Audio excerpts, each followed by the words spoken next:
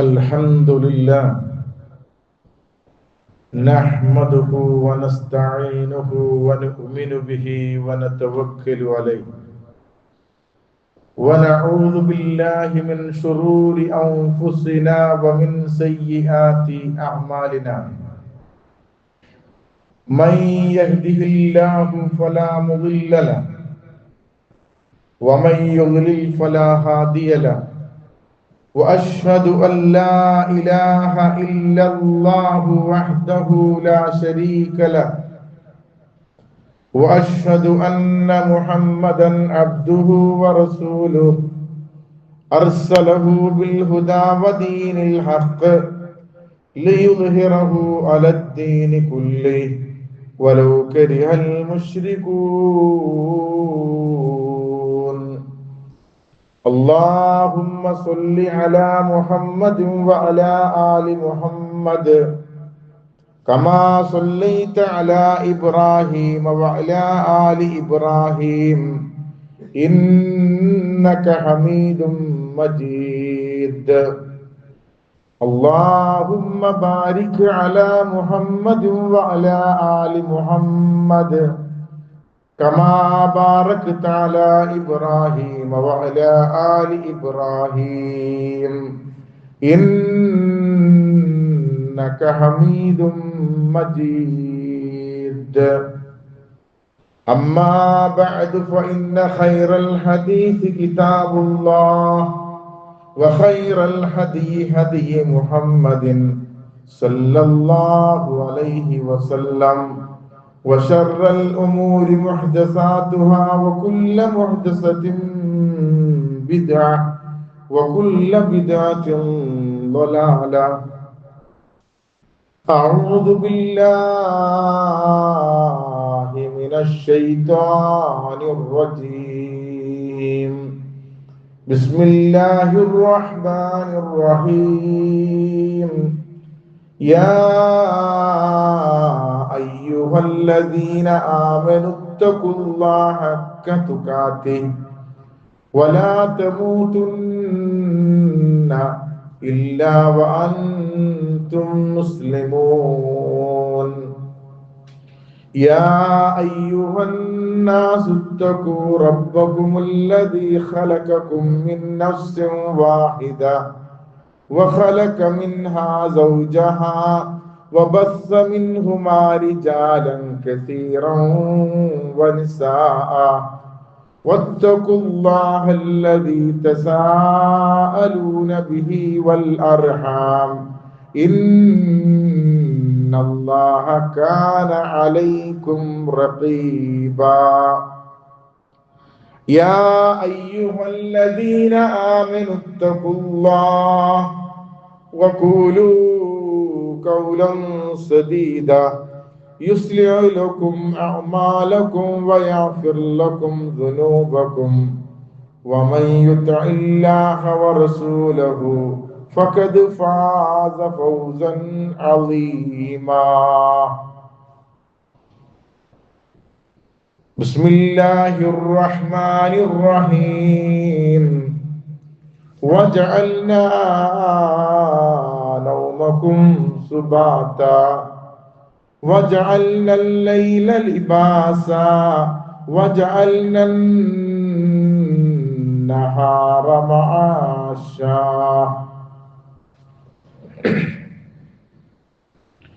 رب اشرح لي صدري ويسر لي أمري واحلل عقدة من لساني يفقهوا قولي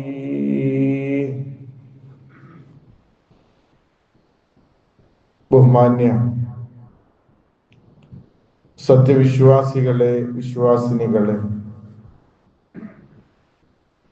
പ്രപഞ്ചനാഥന്റെ നിയമനിർദ്ദേശങ്ങൾ സൂക്ഷിക്കണേ എന്ന് ആമുഖമായി ഉണർത്തുകയാണ്, ഉപദേശിക്കുകയാണ്.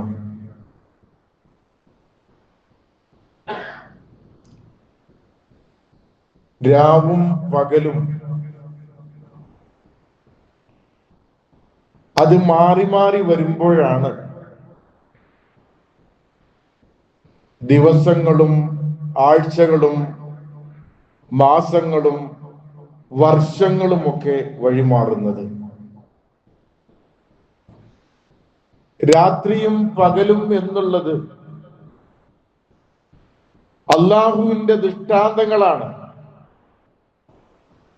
ഇതൊന്നും യാദൃശ്ചികമായി നടക്കുന്ന ഒരു സംഗതിയല്ല. റബ്ബിന്റെ തീരുമാനമനുസരിച്ച്, റബ്ബിന്റെ വ്യവസ്ഥ അനുസരിച്ചു കൊണ്ടാണ് രാപ്പകലുകൾ വഴിമാറുന്നത്. എന്തിനാണ് രാവും പകലും സൃഷ്ടിച്ചത്? രാവിനും പകലിനുമുള്ള കർത്തവ്യങ്ങളും ഉത്തരവാദിത്വങ്ങളും എന്താണ്? രാവിനെ സൃഷ്ടിച്ച, പകലിനെ സൃഷ്ടിച്ച, മാസങ്ങളെ സൃഷ്ടിച്ച,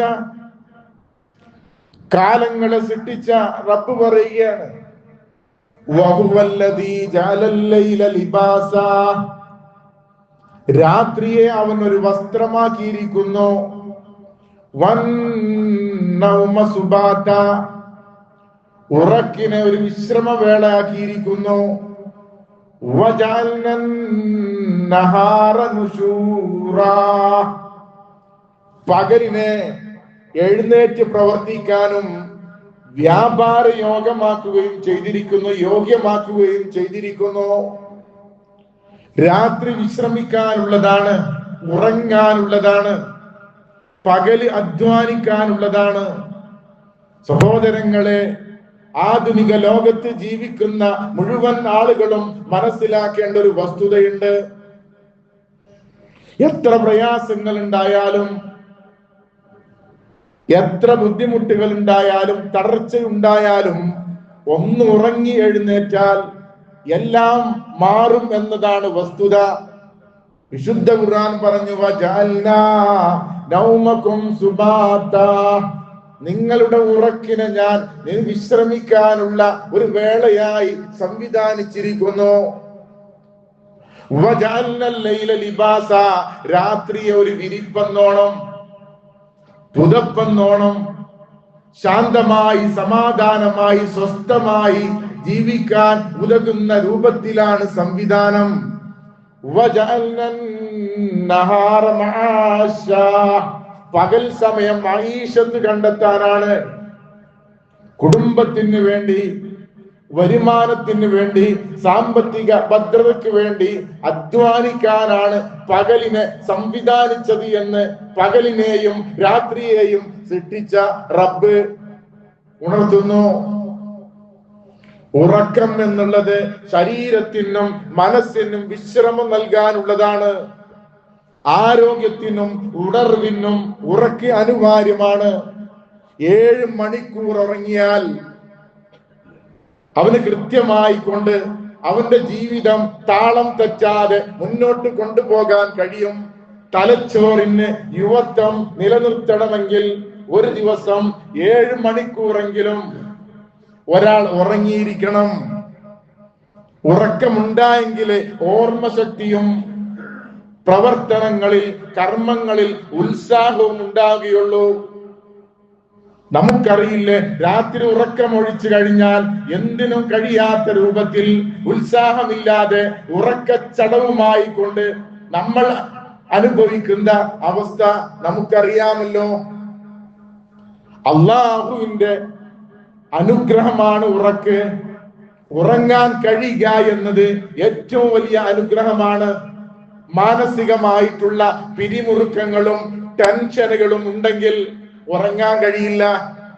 ആദ്യം നഷ്ടപ്പെടുക ഉറക്കായിരിക്കും.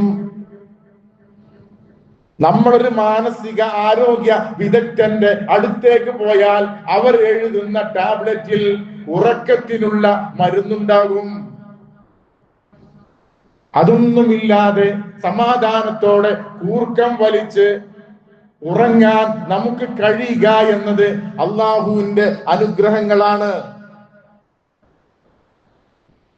രാത്രി ഉറക്കമൊഴിച്ചുകൊണ്ട് പിറ്റേന്ന് ഡ്രൈവിംഗ് ചെയ്യുന്ന എത്ര ആളുകളാണ് അപകടങ്ങളിൽ ചെന്നു ചാടുന്നത്.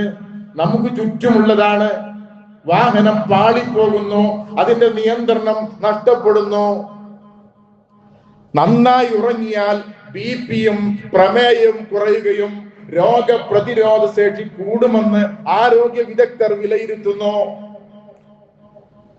വളർന്നു വരുന്ന ജനറേഷൻ അവർ ഉണരുന്നതും അവർ പ്രവർത്തന സജ്ജമാകുന്നതും രാത്രിയിലാണ്. അവർ എഴുന്നേൽക്കുവാൻ ഉച്ചയായ മാറുന്ന സംവിധാനങ്ങൾ കാണുന്നു. രാത്രിയെ ഹയാത്താകുന്നു. നൈറ്റ് ലൈഫ്, രാത്രികാല വിനോദങ്ങൾ വർദ്ധിക്കുന്നു. ടർഫുകൾ സജീവമാകുന്നു. DJ സദസ്സുകൾ സാർവത്രികമാകുന്നു. നൈറ്റ് ഡ്രൈവ് കൂടുന്നു. കറക്കം കൂടുന്നു. മദ്യത്തിന്റെയും ലഹരിയുടെയും ഉപയോഗങ്ങൾ രാത്രിയുടെ മറവിൽ ചെയ്യുന്നു എന്നത് യാഥാർത്ഥ്യമാണ്. ലൈംഗികമായിട്ടുള്ള വൈകൃതങ്ങൾ, സംഗീതമായിട്ടുള്ള നിശകൾ, ഇതെല്ലാം വളർന്നു വരുന്ന ജനറേഷൻ ചെയ്തുകൊണ്ടിരിക്കുന്നത് നമ്മൾ കാണുകയാണ്. പ്രവാചകൻ സല്ലല്ലാഹു അലൈഹി വസല്ലം പറഞ്ഞു, ഇശാ പിന്തിപ്പിക്കുന്നതിലാണ് സുന്നത്ത്. എന്നാൽ ഇശായിന് ശേഷം സംസാരിച്ചിരിക്കുക എന്നത് പ്രവാചകൻ സല്ലല്ലാഹു അലൈഹി വസല്ലമ വെറുത്ത ഒരു കാര്യമാണ്. അനാവശ്യമായിട്ടുള്ള ചർച്ചകൾ, അനാവശ്യമായിട്ടുള്ള സദസ്സുകൾ ഇശായിന് ശേഷം പാടില്ല. അത് പ്രവാചകൻ വെറുത്തതാണ്. നശ കഴിഞ്ഞിട്ടാണ് സജീവാകുക. ഒരു കളി തുടങ്ങണമെങ്കിൽ, ഒരു പരിപാടി തുടങ്ങണമെങ്കിൽ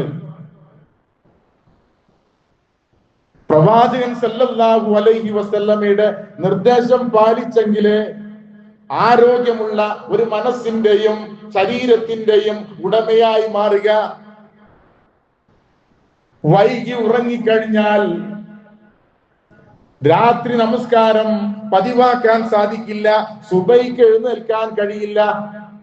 സുബൈ അറിയാതെ സൂര്യൻ ഉദിച്ച് ഉച്ചയാകുമ്പോഴേക്കും എഴുന്നേൽക്കുന്ന ജനറേഷനാണ്. അവർ കിടക്കാൻ 4 മണിയാകും. മൊബൈലില് ചാർജ് ചെയ്യുന്നതാണ് കണക്ക്. പ്രോഗ്രാം അവസാനിക്കുന്നതാണ് കണക്ക്. ആലോചിച്ചു നോക്കണം. രാത്രിയെ എന്തൊരു ദൗത്യത്തോടു കൂടിയാണോ റബ്ബ് സൃഷ്ടിച്ചത്, പകലിന് എന്ത് ദൗത്യമാണ് അതിന് നൽകിയത് എന്ന് വിശ്വാസികളെങ്കിലും തിരിച്ചു മനസ്സിലാക്കണം. സഹോദരങ്ങളെ, ഉറക്കം എന്നുള്ളത് ഒരു തരത്തിലുള്ള മരണമാണ്. നമ്മൾ മരിക്കാൻ കിടക്കുകയാണെന്നുള്ള ബോധം ഉറങ്ങുന്ന സമയത്ത്, ഉറങ്ങാൻ കിടക്കുന്ന സമയത്ത് നമുക്കുണ്ടാകാറുണ്ടോ? നമ്മൾ പറയുന്ന വാചകമില്ലേ, നമ്മൾ ഉച്ചരിക്കുന്ന പദങ്ങളില്ലേ, ബിസ്മില്ലാഹി ബിസ്മിക്കല്ലാഹുമ്മ അഹ്യാ വഅമൂതു, പടച്ച തമ്പുരാനെ നിന്റെ നാമം കൊണ്ടിതാ ഞാൻ മരിക്കാൻ പോകുന്നു. എന്റെ ജീവിക്കുന്നതും ഞാൻ മരിക്കുന്നതും നിന്റെ നാമം കൊണ്ടാണ്. പല ആളുകളുടെയും സംഭവങ്ങൾ നമ്മൾ കേട്ടിട്ടില്ലേ? രാത്രി കിടന്നതാണ്, ആ ഉറക്കിൽ മരിച്ചു കിടക്കും. പടച്ച തമ്പുരാൻ റൂഹ് തിരിച്ചു തരാത്ത അവസ്ഥയുണ്ടാകും. അതുകൊണ്ടാണ് രാവിലെ ഒരു വിശ്വാസി തന്റെ വിരിപ്പിൽ നിന്ന് എഴുന്നേൽക്കുമ്പോൾ അവന്റെ നാവിലൂടെ വരണം, അൽഹംദുലില്ലാഹില്ലദീ അഹ്യാനാ ബഅദമാ അമാതനാ വഇലൈഹിൻ നുശൂർ. മരണത്തിന് ശേഷം വീണ്ടും ജീവൻ തന്ന റബ്ബേ, നിനക്കാണ് സർവസ്തുതിയും. കാലാകാലം ഞാൻ ഈ ലോകത്ത് ജീവിക്കില്ല. വഇലൈഹിൻ നുശൂർ. റബ്ബിന്റെ അടുക്കലേക്ക് തിരിച്ചു പോകേണ്ട ആളുകളാണ് നമ്മൾ. എപ്പോഴാണെന്നറിയില്ല, എങ്ങനെയാണെന്നറിയില്ല, ഏത് സാഹചര്യമാണെന്നറിയില്ല, ഏത് സ്ഥലമാണെന്നറിയില്ല, ഏത് കാലമാണെന്നറിയില്ല, ഏത് ദേശമാണെന്നറിയില്ല. എപ്പോഴും റെഡിയാകണം. സുബൈക്ക് നേരത്തെ എഴുന്നേൽക്കുന്ന ആളുകൾക്ക് വേണ്ടി പ്രവാചകൻ പ്രത്യേകമായി പ്രാർത്ഥിച്ചത് ഹദീസുകളിൽ കാണാം. അല്ലാഹുമ്മ ബാരിക് ലി ഉമ്മത്തി ഫീ ബുകൂരിഹാ. രാവിലെ എഴുന്നേൽക്കുന്ന, സുബൈക്ക് എഴുന്നേൽക്കുന്ന എന്റെ ഉമ്മത്തിന് നീ ബർക്കത്ത് ചെയ്യണമേ. ഒരു യാത്രയായിരുന്നാലും, ഒരു ഇന്റർവ്യൂ ആയിരുന്നാലും, ഒരു പ്രോഗ്രാം ആയിരുന്നാലും രാവിലെ കുറച്ച് നേരത്തെ ഇറങ്ങുക എന്നത് അതിന്റെ ഏറ്റവും നല്ലൊരു വശമാണ്. നമ്മൾ കരുതിയ സമയത്ത് എത്തിയെന്ന് വരില്ല. ട്രാഫിക് ജാമുകൾ ഉണ്ടായേക്കാം, അപകടങ്ങൾ ഉണ്ടായേക്കാം, മറ്റുള്ള സംഭവങ്ങൾ ഉണ്ടായേക്കാം. എങ്ങട്ട് ഇറങ്ങുകയാണെങ്കിലും രാവിലെ കുറച്ച് നേരത്തെ ഇറങ്ങുക.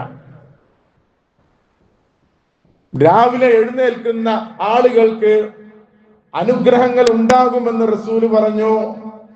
മാത്രവുമല്ല, സുബൈ ജമാഅത്തിൽ പങ്കെടുക്കുന്ന ആളുകൾക്ക് അള്ളാഹുവിന്റെ പ്രത്യേകമായുള്ള പ്രൊട്ടക്ഷൻ, സംരക്ഷണം ഉണ്ടാകും. മൻ സ്വല്ല സുബ്ഹ ഫഹുവ ഫീ സിമ്മത്തില്ലാഹ്. സുബൈ ജമാഅത്തായിക്കൊണ്ട് പള്ളിയിൽ വെച്ചുകൊണ്ട് നമസ്കരിക്കുവാൻ നമ്മൾ സന്നദ്ധമായാൽ, കൃത്യമായി സമയബന്ധിതമായി കൊണ്ട് നമ്മൾ നിസ്കരിക്കുന്നുവെങ്കിൽ അള്ളാഹുവിന്റെ പ്രൊട്ടക്ഷൻ, അള്ളാഹുവിന്റെ സംരക്ഷണം ഉണ്ടാകും. വാഹനം അപകടത്തിൽപ്പെട്ടു, ധാരാളം ആളുകൾക്ക് അപകടം സംഭവിച്ചു, ഒരാൾ മാത്രം അത്ഭുതകരമായി രക്ഷപ്പെടുക. അള്ളാന്റെ വിധിയായിരിക്കാം, അള്ളാന്റെ തീരുമാനമായിരിക്കാം. ഒരു പോറൽ പോലും മേൽക്കാതെ നമ്മൾ പല അപകടങ്ങളും കെട്ടിക്കൊണ്ടിരിക്കുക. 3, 4, 5 ആളുകൾ മരിച്ച കൂട്ടത്തിൽ നിന്ന് ഒരു പോറലും മേൽക്കാതെ അള്ളാഹു രക്ഷപ്പെടുത്തുന്നുവെങ്കിൽ ഇത് പ്രൊട്ടക്ഷനാണ്. മാത്രവുമല്ല, റസൂലുള്ളാഹി സ്വല്ലല്ലാഹു അലൈഹി വസല്ലം പറഞ്ഞു, റകഅത്തുൽ ഫജ്രി ഖൈറും മിനദ് ദുനിയ വമാ ഫീഹാ. സുബൈക്ക് മുമ്പുള്ള ആ 2 റകഅത്തില്ലേ, ഈ ദുനിയാവും ഈ ദുനിയാവിലെ സകല ഐശ്വര്യങ്ങളെക്കാളും ഏറ്റവും നന്മയേറിയതാണ് സുബൈക്ക് മുമ്പുള്ള 2 റകഅത്ത്. സുബൈ തന്നെ കിട്ടില്ല, പിന്നെ അതിന് മുമ്പുള്ള 2 റകഅത്തിനെ ആലോചിക്കുക നിങ്ങള്. യാത്രയിൽ പ്രവാചകൻ ജമ്മും കസ്റുമാക്കാറുണ്ട്, പക്ഷേ സുബൈക്ക് മുമ്പുള്ള 2 റകഅത്ത് പ്രവാചകൻ യാത്രയിൽ പോലും ഒഴിവാക്കിയിരുന്നില്ല എന്ന് ഹദീസുകളിൽ വായിച്ചെടുക്കാം. അള്ളാഹുവിന്റെ ഗ്രന്ഥമായ ഒരു ഖുർആൻ നാളെ ഖബറിൽ നമുക്ക് വേണ്ടി സാക്ഷി പറയേണ്ട ഖുർആൻ, രാവിലെ സുബൈക്ക് നേരം അതൊന്ന് മറിച്ചു നോക്കാൻ നമ്മിൽ എത്ര ആളുകൾക്കാണ് കഴിയാറുള്ളത് എന്ന് ഖുർആൻ തുറന്ന നമ്മള്. ഇനി റമദാൻ ആകാൻ നമ്മൾ കാത്തിക്കണോ? രാവിലെയുള്ള ഖുർആൻ പാരായണത്തെ കുറിച്ച് ഖുർആൻ തന്നെ പറഞ്ഞു, ഇന്ന ഖുർആനൽ ഫജ്രി കാന മശ്ഹൂദാ. രാവിലെയുള്ള ഖുർആൻ പാരായണത്തിന് മലായികത്തുകളുടെ പ്രത്യേകമായിട്ടുള്ള സാന്നിധ്യവും പ്രാർത്ഥനയും ഉണ്ടാകുമെന്ന് മുഹമ്മദ് മുസ്തഫ വിശുദ്ധ ഖുർആന്റെ ആയത്താണ് പറഞ്ഞത്. വിശുദ്ധ ഖുർആനിന്റെ ആയത്തിലാണ് പറഞ്ഞത്, ഇന്ന ഖുർആനൽ ഫജ്രി കാന മശ്ഹൂദാ. അതുപോലെ തന്നെ ശരീരത്തിന്റെ ഓരോ സന്ധികൾക്കും ഓരോ അവയവത്തിനും പ്രത്യേകമായ സ്വതക്ക നൽകണമെന്നാണ്.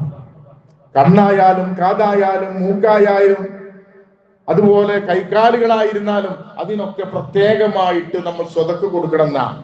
എന്നാൽ ഒരാൾ ദുഹാൻസ്കരിച്ചാൽ, ഒരാള് സൂര്യൻ ഉദിച്ചുയരുന്ന ആ സമയമുണ്ടല്ലോ, ഉദിച്ചു പൊന്തിയതിന് ശേഷമുള്ള ലുഹയുടെ വല്ലുഹ എന്ന് ഖുർആൻ പറഞ്ഞില്ലേ, ആ സമയത്ത് ഒരാൾ ലുഹ നിസ്കരിക്കാൻ സന്നദ്ധമായ ശരീരത്തിന്റെ ഓരോ സന്ധിക്കുമുള്ള സ്വതക്കക്ക് സമാനമാണ് എന്ന് മുഹമ്മദ് മുസ്തഫ സല്ലല്ലാഹു അലൈഹി വസല്ലം പഠിപ്പിക്കുക.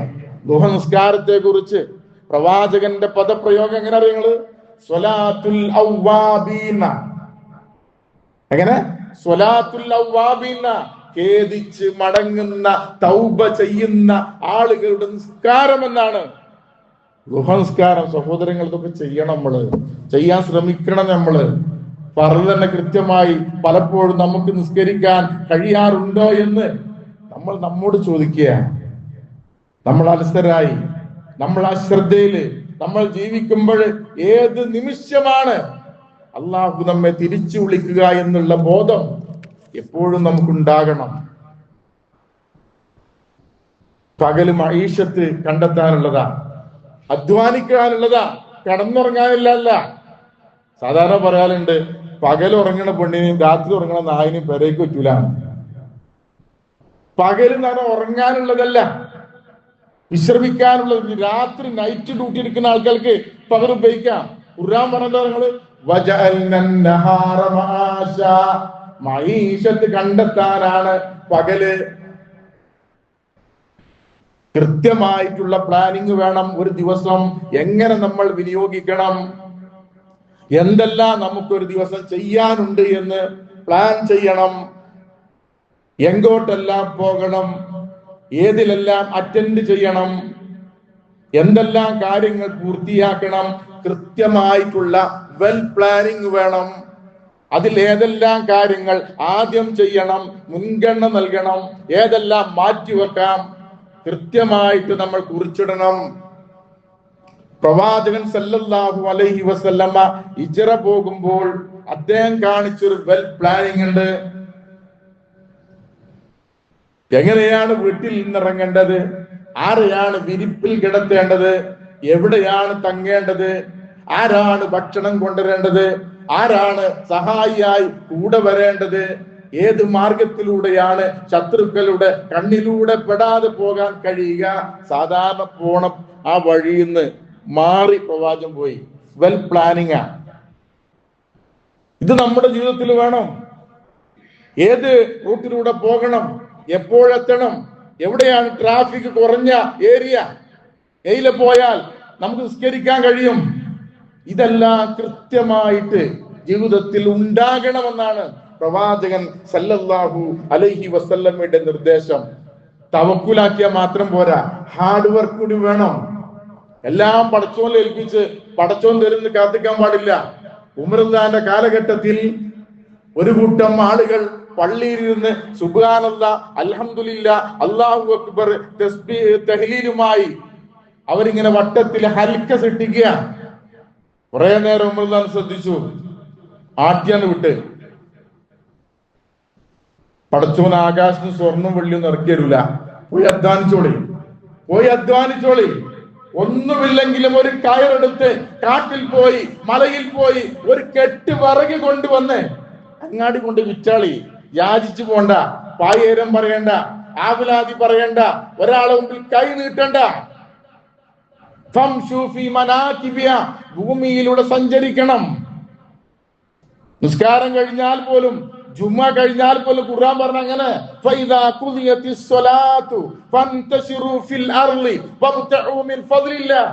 നിസ്കാരം കഴിഞ്ഞ് ഇവിടെ ആരും ചടഞ്ഞു കൂടണ്ട. ദിക്റും ദുആവും അതുപോലെ റക്അത്ത് സുന്നത്ത് കഴിഞ്ഞാല് ഇറങ്ങിക്കോളി പുറത്തേക്ക്. സലാം വിട്ടിട്ട് ഓടണമെന്നല്ല പറഞ്ഞത്, സലാം വിട്ടിട്ട് ഓടണമെന്നല്ല പറഞ്ഞത്.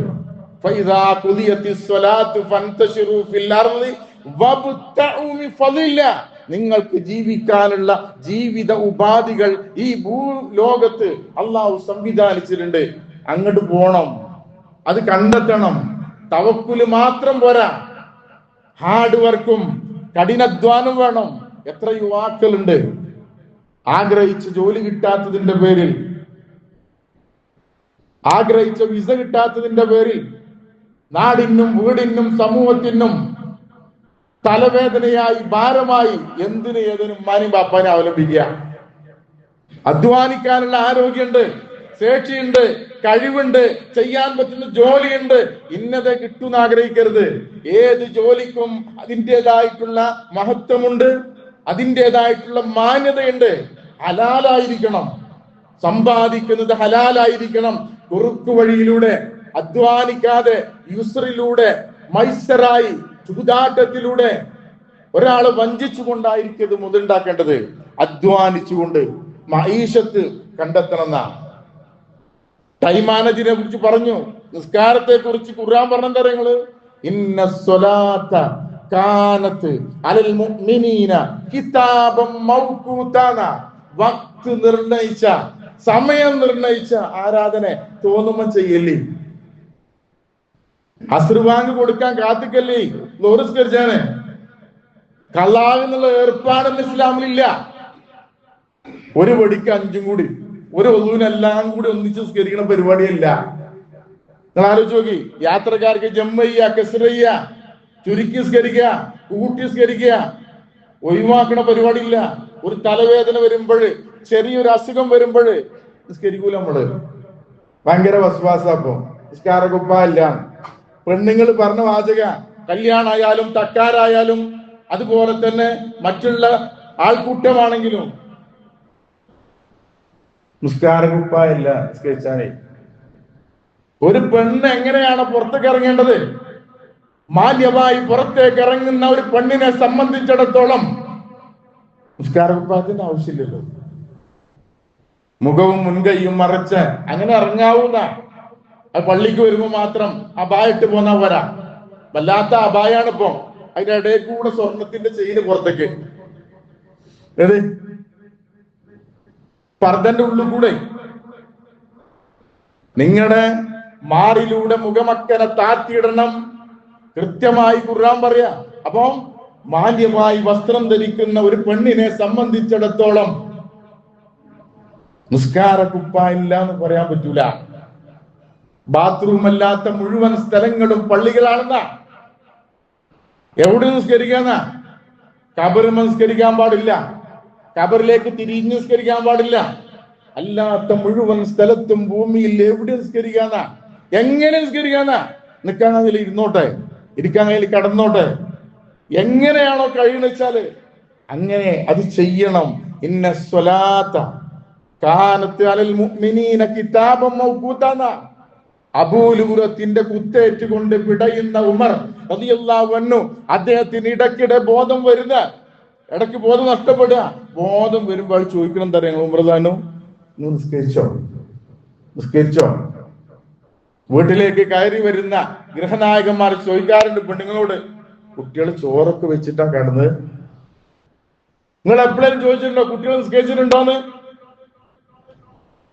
ഒരു നേരത്തെ ഭക്ഷണം കഴിച്ചില്ലെങ്കിൽ ഒന്നും നഷ്ടപ്പെടാനില്ല. ഒരു നേരത്തെ നിസ്കാരമില്ലെങ്കിൽ, രണ്ടു നേരത്തെ നിസ്കാരമില്ലെങ്കിൽ ഇസ്ലാം എന്ന പുറത്ത്. രണ്ടു നേരം നിസ്കാരം ഉപേക്ഷിച്ചാൽ ഫഖദ് കഫറാന. ഒന്നുകൂടി വിശാലമായി നമുക്ക് പറയേണ്ട വിഷയ നിസ്കാരം. കാരണം ഈ മാസം നമുക്കറിയാം നിസ്കാരം നിർബന്ധമാക്കപ്പെട്ട മാസമാണ്. ഇൻഷാ അല്ലാഹ് നമുക്ക് വഴിയെ പറയാം. ടൈം മാനേജ്മെന്റുമായി നമ്മൾ പറയുമ്പോൾ നിസ്കാരത്തിന്റെ ടൈം ളുഹർ, ആ ളുഹറിന്റെ ടൈമാണ്. അശർ മഗ്രിബ് എന്ന് പറഞ്ഞതാ അസ്തമയ ടൈം. ഇശാ എന്ന് പറഞ്ഞതാ രാത്രി ഭക്ഷണത്തിന് പ്രയോഗിക്കുന്ന, ഭക്ഷണം കഴിക്കേണ്ട അപ്പളാ ഏഷ്യ കഴിക്കുന്ന സമയത്ത്. നമ്മളെല്ലാം കഴിഞ്ഞിട്ട് അവസാന നേരത്തെ ഭക്ഷണം കഴിക്കണം. കിടക്കുന്നതിന് മുന്നേ ഭക്ഷണം ദഹിക്കണം. ആരോഗ്യ വിദഗ്ധരെ പറയാ, ഈ പൊണ്ണത്തടിയും പ്രഷറും ഷുഗറും ഗ്യാസും ഒക്കെ ഉണ്ടാകാൻ നമ്മുടെ ഭക്ഷണക്രമത്തിലുള്ള താളപ്പിഴവുകളാണ് എന്ന് സഹോദരങ്ങളെ തിരിച്ചറിയണം.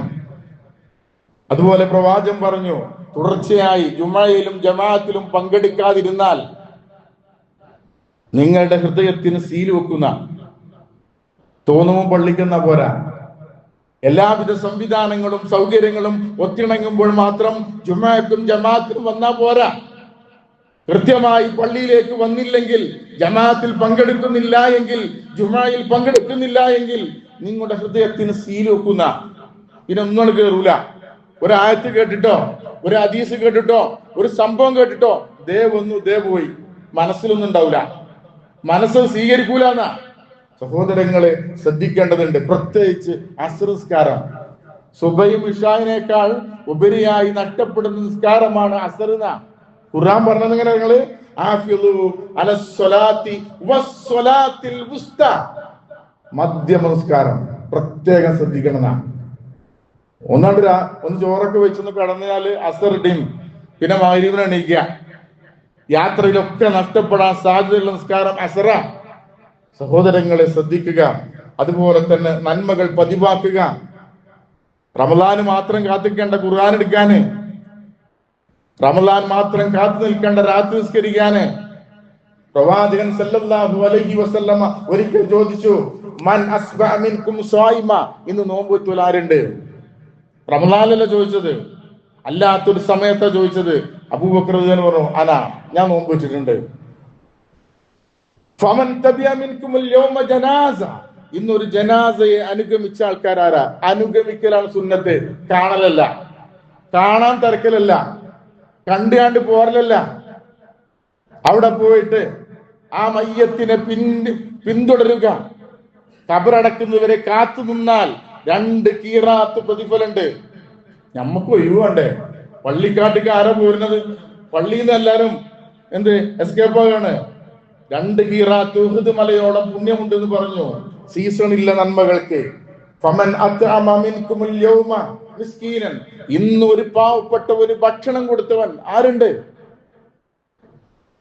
ഒരു പാവപ്പെട്ട ആളെ കാണുമ്പോൾ, ഭക്ഷണത്തിന് വകയില്ലാത്ത ഒരാളെ കാണുമ്പോൾ എന്തിനും കൊടുക്കണം. അതിന് പ്രത്യേക കാലങ്ങളില്ല.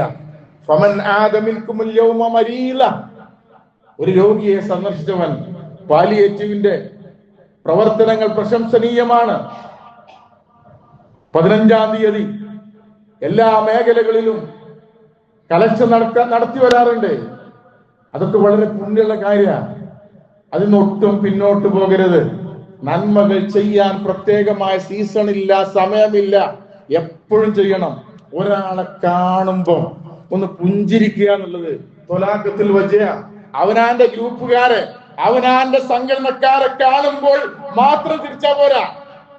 അവനാന്റെ രാഷ്ട്രീയക്കാരെ കാണുമ്പോൾ, അവനാന്റെ ചങ്കിനെ കാണുമ്പോൾ, അവനാന്റെ ദോസ്തിനെ കാണുമ്പോൾ മാത്രമല്ല, തൊലാഖത്തിൽ വജി സ്വതക്ക കാണുമ്പോൾ ചിരിക്കണം. മനസ്സിൽ നിന്ന് വരുന്ന, മനസ്സിന്റെ അടിത്തള തട്ടിൽ വരുന്ന പുഞ്ചിരി സമ്മാനിച്ചാൽ സഹോദരങ്ങളെ സ്വതക്കയാണ്.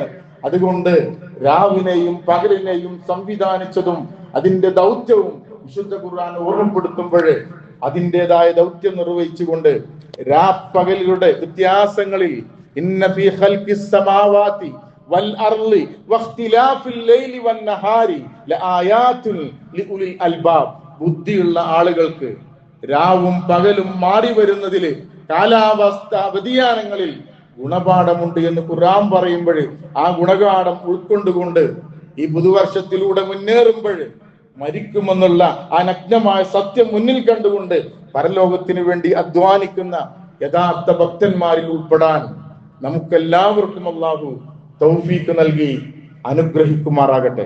വഅലാ ആലിഹി വസ്ഹാബിഹി അജ്മഈൻ. യാ അയ്യുഹന്നാസ് ഉസീകും സാനിയം ബിത്തഖ്വല്ലാഹ്. അപ്പൊ എന്താണ്? അപ്പൊ ആകസ്മികമായ മരണവാർത്തകൾ ഇങ്ങനെ കൂടിക്കൊണ്ടിരിക്കുകയാണ്. പുതുവർഷത്തിലേക്ക് ഇങ്ങനെ കയറിയോടുകൂടി അബുദാബിയിലെ ഒരു കുടുംബം 4-5 ആൾക്കാർ മരിച്ചത് കേട്ടു നമ്മള്. മദീനയില് ഉംറക്ക് പോയിട്ടുള്ള ഒരു കുടുംബം അപകടത്തിൽപ്പെട്ടത്. ഇപ്പൊ കഴിഞ്ഞ ആഴ്ച എന്റെ കുടുംബത്തിൽ തന്നെ എന്റെ അമ്മാവന് കുടുംബവും ഉംറക്ക് വേണ്ടി പോകാൻ വേണ്ടി നിശ്ചയിച്ച ടൈം 11 മണിയാണ്. റൂഹ് പിടിച്ചത് 9 മണിക്ക്. 9 മണിക്ക് റൂഹ് കൊണ്ടുപോയി. പടച്ചോ നിശ്ചയിച്ചിട്ടുണ്ട്. രാവിലെ വിളിച്ച് ഉസ്താദിനെ വിളിച്ചാണ്ട് യാത്ര മൊഴികൾ ചെല്ലാനും പ്രാർത്ഥനയ്ക്കും വേണ്ടിയൊക്കെ ഒരുക്കി. പക്ഷെ ഉസ്താദ് വന്നപ്പം മയ്യത്ത കണ്ടത്. ഇതാണ് നമ്മളിങ്ങളൊക്കെ അവസ്ഥ. നമ്മളിങ്ങളെ അഹങ്കാരികളായി പടച്ചതമ്പുരാന് കീഴൊതുങ്ങാതെ തോന്നിയ പോലെ നമ്മൾ ജീവിച്ചുകൊണ്ടിരിക്കുക. ഇപ്പൊ 3-4 മക്കൾ മരിച്ച അമ്മാന്റെ ബാപ്പാന്റെ അവസ്ഥ ആലോചിച്ചു നിങ്ങള്. പക്ഷെ തിരിച്ചു ചിന്തിച്ചാൽ എന്താ നിങ്ങള്, 3 മക്കൾ മരിച്ചു പോയാല് ആ മാതാവിനെയും പിതാവിനെയും സ്വർഗത്തിൽ കാത്തിരിക്കുന്ന മക്കളായി മാറുമെന്നാണ് പ്രവാചകൻ സല്ലല്ലാഹു അലൈഹി വസല്ലം പഠിപ്പിക്കുന്നത്. അങ്ങനെ ആലോചിക്കുമ്പോൾ ഓർക്ക് കിട്ടുന്ന ഏറ്റവും വലിയ മഹാഭാഗ്യ. കാരണം നമ്മൾ നന്മയും തിന്മയും പുരോഗതിയും ഒക്കെ നമ്മൾ തുലനപ്പെടുത്തുന്നത് ദുനിയാവിന്റെ തുലാസിലാണ്. നമ്മൾ നോക്കേണ്ട പരലോകത്തിന്റെ തുലാസിലാകുമ്പോഴേ അത് നമുക്ക് പുണ്യമായി, നന്മയായി, അനുഗ്രഹമായി മാറും. സ്വർഗത്തിലേക്ക് എത്തിപ്പെടാനുള്ള മാർഗം ആ കുടുംബത്തിന് അല്ലാഹു ക്ഷമയും സഹനവും സ്വർഗപ്രവേശനവും പടച്ചു തമ്പുരാൻ പ്രദാനം ചെയ്യുമാറാകട്ടെ. അപകട മരണങ്ങളിൽ നിന്ന് അല്ലാഹു നമ്മെയും കുടുംബത്തെയും കാത്ത് രക്ഷിക്കുമാറാകട്ടെ. നിങ്ങൾ ആലോചിച്ച് നോക്കി, പ്രവാചകന്റെ എല്ലാ ആൺകുട്ടികളും ജീവിതകാലത്ത് മരിച്ചു വെച്ചിട്ടുണ്ട്. ഫാത്തിമാവി ഒഴികെ, ഫാത്തിമ റളിയല്ലാഹു അൻഹ ഒഴികെ ബാക്കിയുള്ള മുഴുവൻ മക്കളും ഒരു പ്രവാചകൻ ഉണ്ടായ അനുഭവം പറഞ്ഞത്. സൈനബ് റളിയല്ലാഹുവിന്റെ മകൻ മരിച്ചു എന്നുള്ള വിവരം പ്രവാചകനെ അറിയിക്കുമ്പോൾ പ്രവാചകൻ പറഞ്ഞൊരു വാചകമുണ്ട്, ഇന്ന ലില്ലാഹി മാ അഖദ വലഹു മാ അഅത. അല്ലാഹ് തന്നത് അല്ലാഹ്ക്കുണ്ട്, അല്ലാഹ് എടുത്തത് അല്ലാഹ്ക്കുണ്ട്. അതുകൊണ്ട് ലികുല്ലി ഷൈഇൻ അജലു മുസമ്മ, എല്ലാത്തിനും പടച്ചോ നിശ്ചയിച്ച ഒരു അവധിയുണ്ട്, ഒരു ആയുസ്സുണ്ട്. അവൾ ക്ഷമിക്കട്ടെ, പുണ്യം പ്രതീക്ഷിക്കട്ടെ എന്നാണ്. ഒരു ആപത്തുണ്ടാകുമ്പോൾ, ഒരു അപകടം ഉണ്ടാകുമ്പോൾ നമ്മൾ നിലപാട് ഇതേ രൂപത്തിലാകണം എന്നാണ്. തിർമിദി റഹ്മത്തുള്ളാഹി ഉദ്ധരിക്കുന്ന ഒരു ഹദീസിൽ കാണാം, ഇദാ മാത വലദുൽ അബ്ദി ഖാല അല്ലാഹു തആല ലിൽ മലായിക, ഒരു കുട്ടി മരിച്ചാല് അള്ളാഹ് മലക്കുകൾ ചോദിക്കും. എന്താ ചോദിക്കുക? ഖബദതും വലദു അബ്ദി, എന്റെ അടിമയുടെ ഒരു കുട്ടിയുടെ റൂഹിനെ നിങ്ങൾ പിടിച്ചോ? ഫയഖൂലു നഅം. ഖബദതും സംറതു ഫുവാദിഹി, അവന്റെ കരളിന്റെ കഷ്ണത്തെയാണോ നിങ്ങൾ പിടിച്ചത്? ആ റൂഹിനെയാണോ നിങ്ങൾ പിടിച്ചത്? ഫയഖൂലു നഅം. അയാൾ ചോദിക്കും, ഫയഖൂലു ഫമാദാ ഖാല അബ്ദി, ആ റൂഹിനെ പിടിച്ചപ്പോൾ എന്താണ് അയാൾ പറഞ്ഞത്? എന്റെ അടിമയുടെ പ്രതികരണം എങ്ങനെയായിരുന്നു? ഫയഖൂലു ഹമിദക, നിന്നെ സ്തുതിച്ചു. അൽഹംദുലില്ലാ എന്ന് പറയുന്ന, നിന്നെ സ്തുതിച്ചു.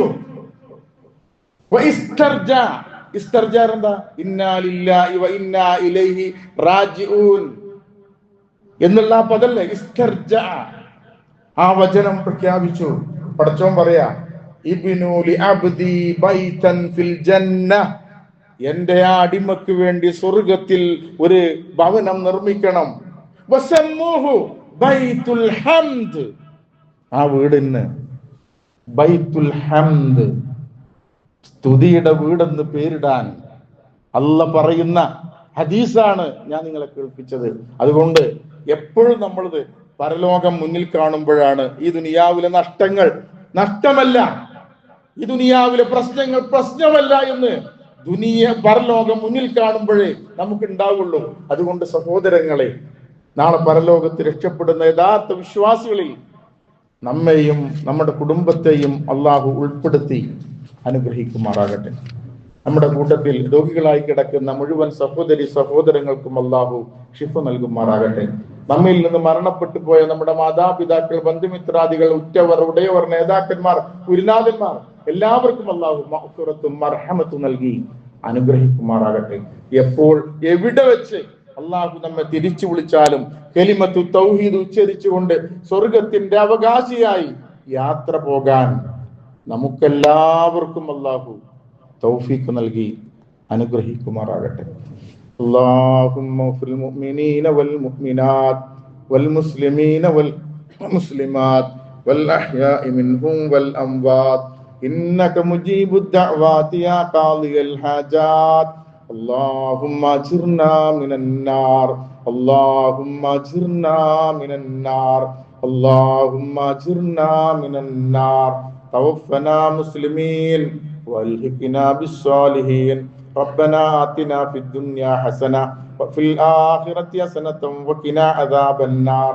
ربنا تقبل منا إنك أنت السميع العليم وتب علينا إنك أنت التواب الرحيم واغفر لنا يا غافر المذنبين والحمد لله رب العالمين.